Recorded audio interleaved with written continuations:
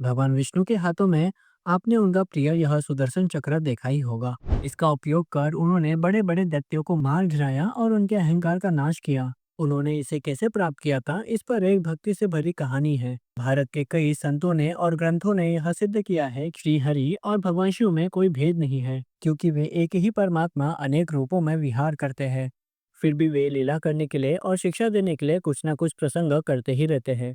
यह चक्र प्राप्त करते समय ही भगवान श्री विष्णु ने एक दिव्य और शक्तिशाली स्तोत्र का निर्माण किया, जो महादेव को अति प्रिय है। यह स्तोत्र का श्रीविष्णुर्वाच पाठ कभी न शिवो विनाश होने वाली सिद्धि प्रदान हरहुर्दोरुद्रा करता है। पुष्कर। इसी प्रसंग में भगवान शिव ने विष्णु जी की भक्ति की परीक्षा ली थी और भगवान विष्णु ने अपना एक आंख निकालकर उन्हें अर्पित कर दिया था। आइए उनके यह लीला से भरे प्रसंग को पुराणों की कथा से जानते हैं।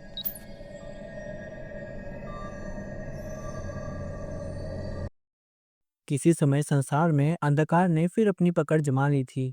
उस समय अपने आप को महाबलवान जानकर सभी दैत्यों ने लोगों को पीड़ित करने लगे और धर्म का नाश करने लगे। सब जगह त्राहिमाम मच गया था। इसके कारण दैत्यों से पीड़ित हुए सभी देवताओं ने दैत्य शत्रु भगवान विष्णु की शरण ली। उन्होंने वैकुंठ धाम में जाकर उनसे कहा, आप कृपा कीजिए, हम लोगों को दैत्य अत्यंत पीड़ा दे रहे हैं। हम लोग कहाँ जाए, क्या करें, हम लोग आपके ही आश्रित हैं। भगवान विष्णु ने कहा, मैं भगवान शिव की आराधना कर आप लोगों का कार्य करूंगा, क्योंकि ये शत्रु बड़े बलवान है, इन्हें प्रयत्न पूर्वक जीतना चाहिए। सर्वसमर्थशाली भगवान विष्णु के इस प्रकार कहने पर वे सभी देवताओं ने माना अब दैत्यों का नाश होने ही वाला है। वे भगवान विष्णु देवताओं की विजय के लिए सभी देवताओं के स्वामी भगवान शिव की आराधना करने लगे। वे कैलाश पर्वत के पास जाकर स्वयं अपने हाथों से एक कुंड का निर्माण करके उसमें अग्नि स्थापन करके उसके पास ही वे तप करने लगे। वे भगवान शिव की पार्थिव विधि के अनुसार अनेक प्रकार विश्वरूपो के मंत्रों और विरूपाक्षो अनेक प्रकार के वागीश स्तोत्रों द्वारा शुचिसत्तमः मानसरोवर में उत्पन्न हुए सर्वप्रमाण कमलों से संवादी भगवान शिव वृषांको जी का पूजन करने वृषवाहनः। लगे। वे हरि स्वयं आसन लगाकर वहां बैठे और जरा भी हिले नहीं।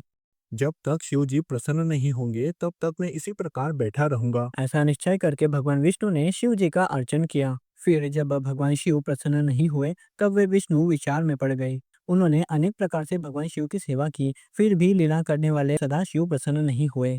इसके बाद भगवान विष्णु ने उत्तम भक्ति के द्वारा भगवान शिव के सहस्त्र नामों से पुनः परमेश्वर की स्तुति करने लगे। शिवो हरो मृडो रुद्रः पुष्करः पुष्पलोचनः अर्थिगम्यः सदाचारः सर्वः शम्भुर्महेश्वरः चन्द्रापीडश्चन्द्रमौलिर्विश्वं विश्वम्भरेश्वरः वेदान्तसारसन्दोहः वे एक एक नाम मंत्र का कपालीभूतः उच्चारण करते हुए एक एक ध्यानाधारो कमल अर्पित परिच्छेद्यो करते हुए शंभु की गौरीभर्ता पूजा करने लगे। गणेश्वरः भगवान विष्णु के द्वारा किए जा रहे सहस्र नाम को सुनकर शिव जी अष्टमूर्तिरविष्णुमूर्तिस्त्रिवर्गस्वर्गसाधनः। प्रसन्न हो गए। उस समय जगत के स्वामी महेश्वर ने भगवान विष्णु की परीक्षा के लिए उन कमलों में से एक कमल को छिपा लिया।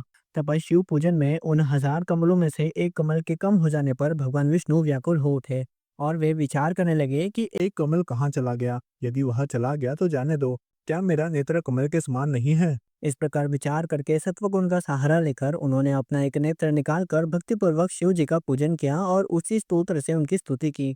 भगवान विष्णु को अपना नेत्र कमल निकालते देखकर महादेव स्वयं प्रकट हो गए। इस प्रकार वे भगवान शिव विष्णु जी के द्वारा प्रतिष्ठित किए गए उस पार्थिव लिंग के मंडल से शीघ्र ही अवतरित हो गए।